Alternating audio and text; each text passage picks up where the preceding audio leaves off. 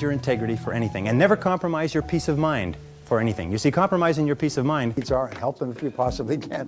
Whether they buy or not, you couldn't care less because you're wealthy. You're just doing this, for a friend. And when you have this attitude, I'm already wealthy, it takes the desperation out of your voice. Especially if the business is bad and the business is slow and you need the sale, you start to get a little bit desperate. There's a little edge in your voice and the customer says, ooh, na, na, na, na, na, na, na, na. Watch out here. Whereas when you're really relaxed and you don't really care if they say yes or no, you do care. I mean, that's clear because you've come, but you're not really upset about it or really concerned. They're much more likely to buy from you when you're more relaxed. So assume the role. Just act as if you were already the person. If you want to be popular, suppose I live in a brand new 3,500 square foot custom design home. Within 12 months, he had gone through 2 jobs, changed his income, increased his income, and he was closing on the house. He came back to my seminar a year later, he was closing on the house. And it was a custom designed, beautiful home that the builder had decided to sell rather than occupy himself. And so, does it work? Well, never can be sure. But what if it does? What if it does? So affirmations are powerful. Always speak to yourself in positive terms. When you write down your goals, you write them as affirmations. I earn this amount of money. I weigh this number of pounds. I live in such and such a home. I have such and such, I acquire or I achieve such and such a net worth, and so on. Verbalization, speaking your affirmation aloud. What we find is if you say something aloud, it has 2 or 3 times the impact as if you say it to yourself, which is why you'll notice when football coaches want to motivate the players before the game, they said, okay, what are we going to do? We're going to kill them. What are we going to kill them? What are we going to kill them? And they get themselves pumped because when you say it aloud, you get yourself really more motivated than if you just whisper it to yourself.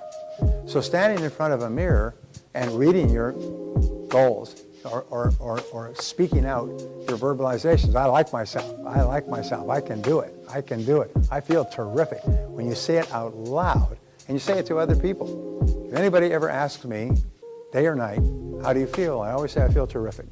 I feel terrific. I feel terrific. And even if I don't, even when I was going through my cancer treatment last year, it was a very interesting experience, when people say, how are you doing? I say, I feel terrific. I feel great. Everything's going great. Terrific, terrific. Now, that might not have been completely true, but I was telling the truth in advance. You see, you don't have to be a quantum leap different from somebody else. You just have to be a little tiny bit different in the critical areas that make a difference. And you can achieve that simply by making it a goal, setting it as a goal, and working on it. You can become anything that you say for survival. Everything over 8 hours is for success. And if you're only working 8 hours a day, you're in trouble.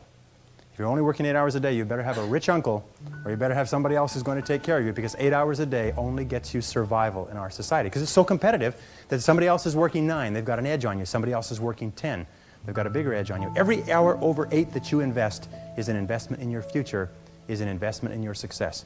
And if you put in the hours over 8, whether it's studying or reading or working, if you put in the hours, it will pay off, and it will pay off in spades. It's like throwing seed in the ground. When you throw a seed in the ground, the plant that comes up is not just one seed, it's hundreds of seeds. There's a crop that you put in, but you must put the seed in the ground first.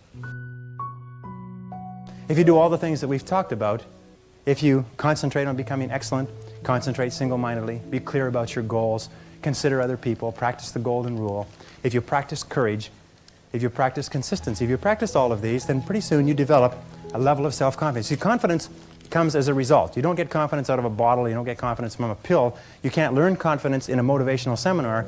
You only get confidence by doing certain things over and over again that build a solid foundation within your own mind that you can do whatever you need to do, that you have what it takes to be successful.